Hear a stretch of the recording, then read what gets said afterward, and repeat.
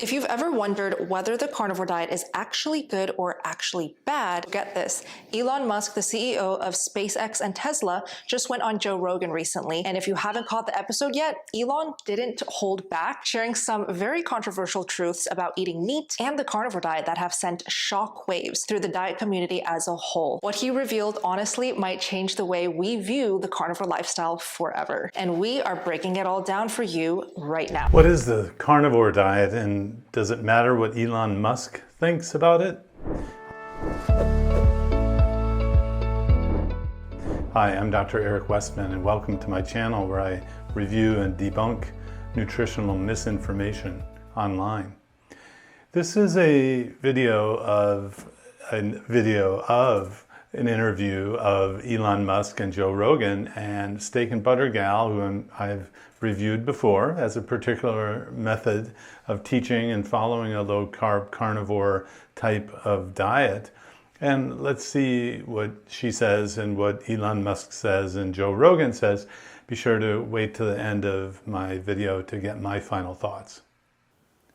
Before we dive into today's video, I want to invite you to take keto nutritionist Amy Berger's free masterclass, The Secrets to Breaking Keto Fat Loss Stalls. If you're doing all the right things but stubborn weight still won't budge, then Amy's masterclass is for you. See the link in the description to sign up. Performance when sleep deprived. Mental performance when sleep deprived increases pretty measurably when you supplement with creatine. Is creatine naturally occurring in like steak or? Yeah, it's like naturally occurring in meat, I think. I think that's where it's coming from. I think it's primarily an animal-based thing. Yeah, but like I did switch to like steak and eggs for breakfast, and I found that's like a power-up. oh yeah. Power Yeah, up. well, we're all overrun with carbohydrates. Yeah, totally. And you do, like carbohydrates make this big crash, the rise and the rise and the crash. Yeah. You stay flat if you eat like a primarily high protein, high fat diet. Yeah. Your body runs off ketosis, essentially. Yeah, I mean, I just have like steak and eggs, no bread or anything. Yeah. That's the way. And, It's great. It's great, actually. It's a power-up, I'd say. Well, so interesting to see the responses of Steak and Butter Gal and her friend to these, experts on nutrition? No? Well, so fascinating how testimonials work, isn't it? How you might have someone who knows nothing about nutrition, but they're entrepreneurs and they can get a company to make a rocket to rival what a government used to be able to do, and suddenly they're put into positions of being experts on everything. Well, you would hope that they get great expert advice about everything. I mean, certainly money is not the issue, but we've seen through the years people who have all the money in the world do some crazy things in terms of nutrition. But so here we're watching a massive internet influencer, Joe Rogan, explain a carnivore diet, use the term ketosis, which is actually pretty sophisticated, and yet they're not quite sure if creatine is in meat. Well, of course it is. And, I guess they're saying you don't have to get it from a powder or a supplement at the gym. And then fascinating to hear a power-up breakfast being steak and eggs, which means not only are you getting the nutrition you need, but you're not bringing the power down by breaking ketosis with the carbs. Of course, to the user of a steak and egg kind of breakfast without the bread and the grits or bagel, they're not going to know that it's really the absence of the carbs that gives them the energy. It seems like it's the egg and the bacon or whatever you're doing that doesn't have carbs in it, when really it's the absence of those carbs that make you feel good. Even not eating anything in the morning would be just fine by me, because it doesn't turn off the ketosis or turn off the fat burning from the night before. But okay, so now we have testimonials from people, and there's no question testimonials are influential. Should they be? No, not really. But if you walk the talk and you are influencing lots of people, I'm glad they're talking about this. People dismiss this whole carnivore diet thing because in our heads, there's a lot of us that put this thing out there that animal agriculture is the #1 contributor to global warming. Yeah, it's rubbish. It's bullshit. not true. Bullshit. It's hot bullshit. Doesn't matter. Not only is it hot bullshit, but the real problem is factory farming. Exactly. Regenerative farming is carbon neutral if it doesn't sequester carbon. The animals are not going to make any difference to global warming. None. No, Zero. it's zero. horseshit. Zero, Wow. zero, nothing. Do you think that that's just propaganda because of people that have a vested interest in like plant-based meat products and things along those lines, green energy?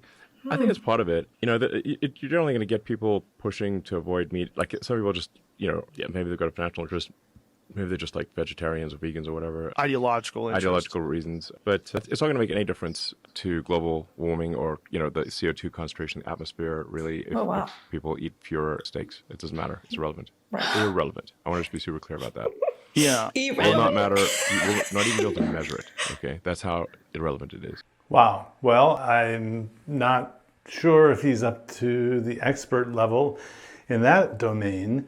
Again, experts should be able to get advice, but it can be filtered through lots of different ways.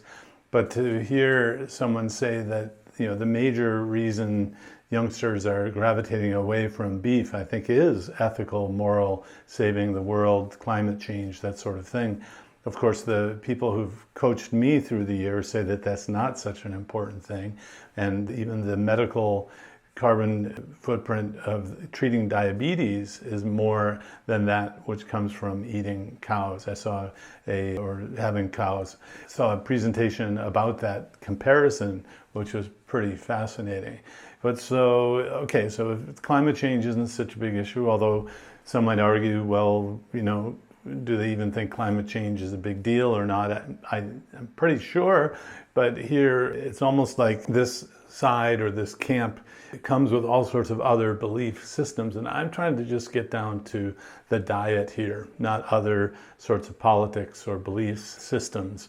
And to have someone say clearly that it doesn't affect the climate change to have animal-sourced food, especially if it wasn't factory farmed, I think it's an important message. Isn't it funny that that's unmeasurable? That's a heretic speaking. Like, that's crazy talk now. Nowadays, it's like you have to say that we have to eat less meat. That meat is bad. As much meat as you want, it's not going to make a difference. Yes. Sing it. Thank you for Yeah. saying that. Yeah, absolutely. If somebody says it does make a difference, I'm like, how will you measure it? And if you can't even measure it, then it's bullshit.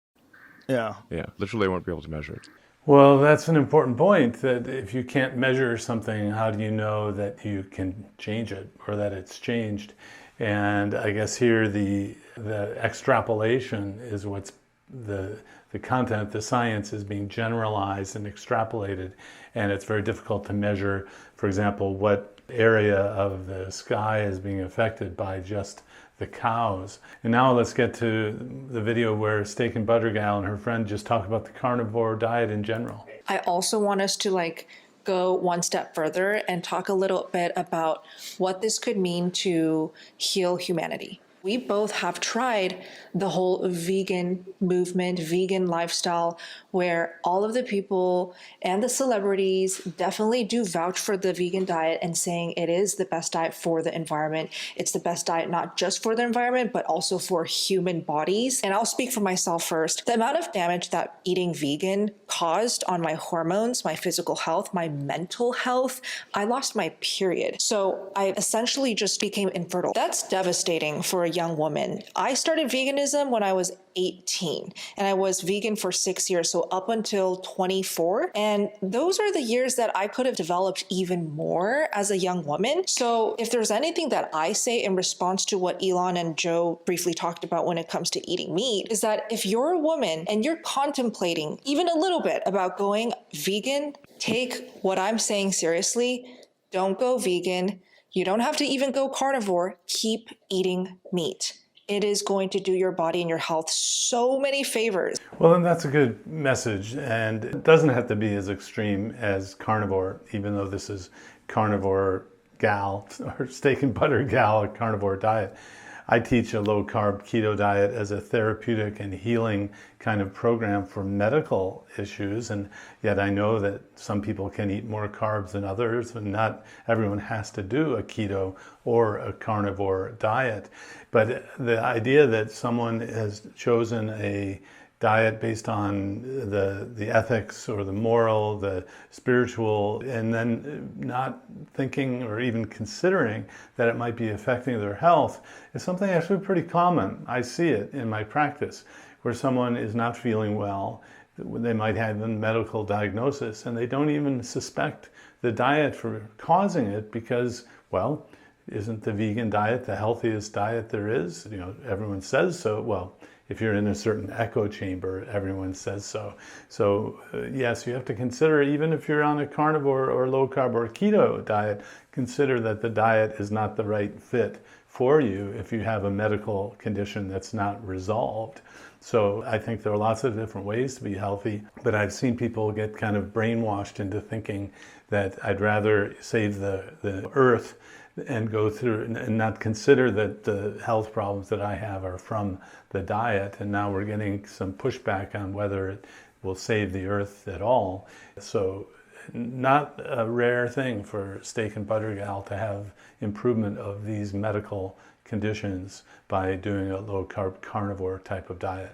For me, my energy has increased. My energy is way more stable throughout the day. I'm not having crashes. I do require less sleep. I have more energy. That's very interesting. My ability to exercise and work out has increased. I had to increase my incline. I had to increase my speed. I lowered my body fat. She's literally aging in reverse.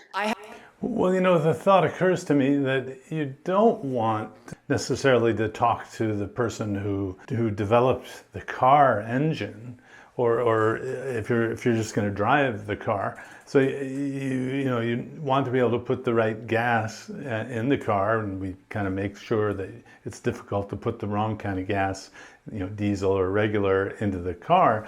But you know, if you're a race car driver, if you're running the car, driving it, you don't need to know how it works. And perhaps we're relying on nutrition information in that way, in the wrong way. We think we need dietitians, nutritionists who understand the ins and outs of the creatine coming from the muscle of the animal, or do we just need to know that that's sufficient and here's how I drive my car? So he's able to do all these different things to be able to, you know, use the body in a performance way without needing the detail of understanding how the body works, or how it functions. And perhaps we've relied upon so-called experts who have been trained in only one way of thinking about how a body can work. And that's one that has carbohydrate in it. The low-fat diet was the diet of teaching for the last 5 decades. And we now know that's not the optimal diet for everyone. It might be for some, but the exact opposite here, a carnivore diet is extremely low in carbohydrates, high in fat, and that's kind of one of the sticking points that some people still can't wrap their heads around. But you know, the functioning car is doing great. You know, it must be like the difference between a regular engine and a rotary engine, or an old phone with a cord and a cell phone now. I mean, you don't need to know the detail of how it worked before.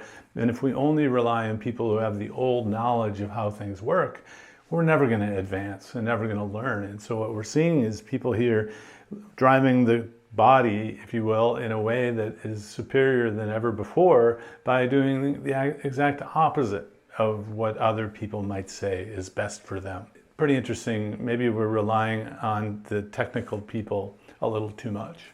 The vegan lifestyle, there is a lot of shame and thrown at people that do leave the vegan life. Oh yeah. Because they are told also that they were never vegan. Yeah. I have been told that myself. And if you believe in something so much and you're doing it to the full extent, you try everything, to be told by somebody else that you never did it correctly is not only not true, but honor your own experience. Absolutely. And fully believe that what your body is telling you and what you're experiencing is actually something that, oh, maybe I need to look into, is this diet actually working for me? Is this lifestyle working for me? Mm-hmm. Is me giving my life to this way of life actually benefiting me and the planet and humanity? Well, you know, it's not just the vegans who've done that to call out, well, you're just not doing it well enough. The low-fat diet, which was done by lots of people and tried by lots of people, and it just didn't work for them.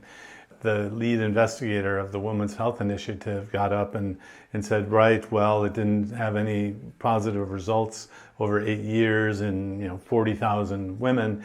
And the conclusion was that she said that they just didn't do it right. They just didn't do it well enough. So you can't blame the people. Well, you can blame people for not doing it right, but it's not correct to do that. It's not honoring and accepting that maybe it's not the right fit. Your experience is your truth. Don't let anybody ever take that away from you. And we both experienced very similar deteriorating paths when we went down the vegan lifestyle. Hearing this conversation, I feel really discredits the whole legitimacy of a vegan diet, because not only are you not really saving the planet after all, right? Yeah. And you're not really saving your health. What is the point? We can start getting into agenda and the pushing of plant-based and of pushing vegan ways of living. I never felt more sick and more weak in my life than when I was vegan. And I've never felt more full of energy, full of health, and just this sense of calm in my body that I never experienced with any other way of eating. Truly just the most body calming, mind calming, spirit calming way of living that I've ever experienced. Yeah. Same here. And I'm 6 years into carnivore. I say this all the time, but even after 6 years of eating nothing but animal foods, and I'm eating a very high-fat carnivore diet, the journey has only been getting better. It's really just an uphill journey and experience. And unlike the vegan diet, nothing has been deteriorating or falling apart. It literally has just been strengthening, healing, repairing. I'm not eating for pleasure anymore. I don't view food as a way to entertain, to numb out certain emotions. I see food purely as fuel to make me feel incredible so that I can do the things that I want to do in life. And I think every young woman deserves to feel this way effortlessly, without having to use drugs, without having to use tons and tons of caffeine and energy drinks and, fad diets or juice cleanses. Let's stop brainwashing and promoting this type of thing and saying that it's totally normal and okay to lean on these dangerous habits of eating and living. There's a lot to unpack there. One that might not come very well received is using food just as fuel and not having it for enjoyment. Actually, you can have a very enjoyable way of eating on a carnivore or low carb if you have just a little bit of vegetables and other coffee, things like that. So, but for those who are unable to control that, even to an addiction degree, control the pleasurable aspects, you're having the junk foods, that ultra processed food that you can't stop eating. It is best to just avoid all of that. And so carnivore is a treatment, one of many treatments for ultra-processed food addiction. It gets rid of all of it. And so this calm that she's feeling, I think, is the absence of the anxiety that comes with any sort of addiction. You get into a withdrawal syndrome and you relieve the withdrawal by getting the drug again. And to have it be part of a food discussion is something rather new. We all know that smoking and drinking alcohol are addictive sorts of things that still are in the population to a certain level. But sugar and ultra-processed food addiction is real, and they might be experiencing the absence of that addiction that they're not talking about, but they're experiencing. Women coming out and sharing about what we've experienced through our own health healing through carnivore. If you've had experience, share that. More people need to hear about what experience you've healed through eating more meat and more animal fats. Yes. Especially women talk about fats. Absolutely. Eating higher fat for women it's just transformed our health. Oh, yeah, for sure. Yeah, and keep in mind a vegan diet has really only been around for, 70, 80 years with that name, and the idea that you could survive without any sort of animal products to that degree. Vegetarianism, of course, is very popular worldwide and can be healthy as well. You're not quite as strict as a vegan kind of diet, and it's easier to do a keto vegetarian than keto vegan, although it is possible. So you can get the ultra low carbohydrate metabolism. Of course, it's a lot easier to be keto if you do a carnivore, animal-based food type of eating plan. But keep in mind that most experts agree Of course, there'll always be some who don't. Most experts agree that hunter-gatherer, paleo-primal story, the scientific record says that humans really evolved to eat meat. And it's kind of unusual and rather new that some populations have not had meat and some do just fine, but others don't do so well. And the vegan concept is really new. So we started with a couple interviewers and influencers and never really talked to a nutrition expert, or did we? We're talking to people who are driving this car, using this body, figuring out, we're talking to people who are using the body, driving the car and fine-tuning it their own way.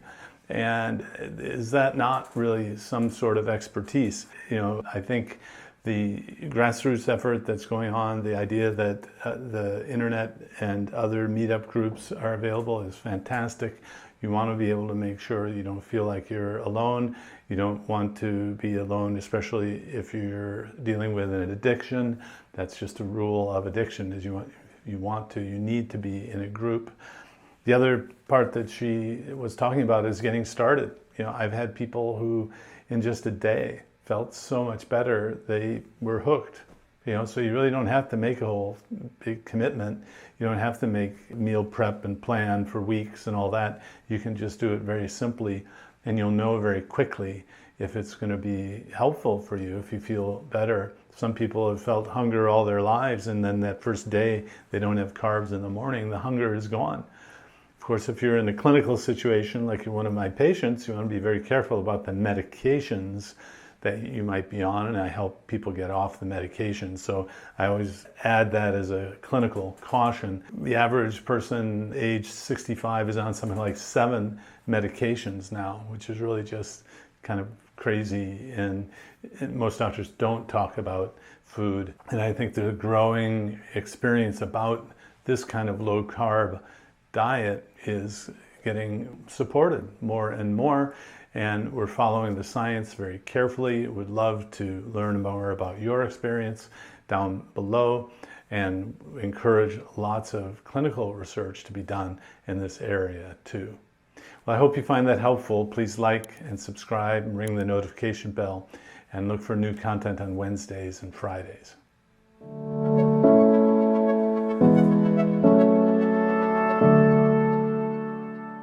If you enjoyed this video, be sure to like, subscribe, and hit the notification bell, and check out adaptyourlifeacademy.com.